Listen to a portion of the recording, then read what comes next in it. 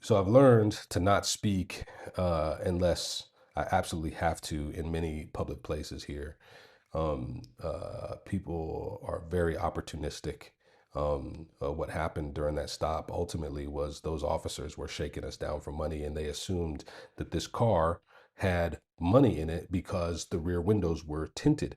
And so, what I learned after the fact is that people who ride with tinted windows, there's one of two things. Either it is a criminal and they like to ride and have nobody know who's in the back seat, or it's a person of wealth and means, and they have the money to pay and charter a vehicle, and they can. It tends to be people with means who are in the back seats of vehicles with tinted windows, and so these officers, they're crooked officers. They wait for these opportunistic times. They see a vehicle and they will stop the vehicle, and that's all they had was a sign that a vehicle was riding and there were tinted windows. And even though they didn't know anything about me, all they knew is that if I could afford to pay a driver with a vehicle with tinted windows to get me from point A to point B, then I was probably a person of means.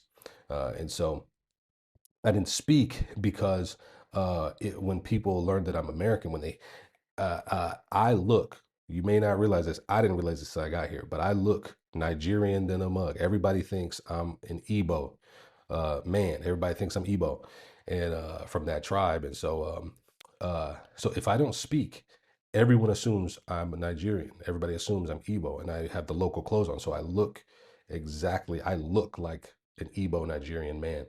And so if I don't speak and I don't give away my accent, no one will know. Now, once I speak and they hear the accent and they ask questions and they find out I'm American, well, then they're immediately going to associate me with a great degree of wealth, and then um, the pressures and what's being asked and demanded and stuff. All that stuff can change. So I learned that in a lot of my previous interactions. I traveled. I'm the only American, and last time I came here, I was with other Americans, so I relied on them heavily. But this time I traveled solo, and I just learned that I'm gonna be if I be quiet, I can just blend in and not be noticed for the most part. And so I, by God's grace, I did not speak. Anytime that whole heated thing was going on and the window came down, I would use some type of nonverbal gesture, something like that, just to acknowledge or to appease. But I never spoke because I didn't want to give away the fact that I was American. Next video, I'll share a little more.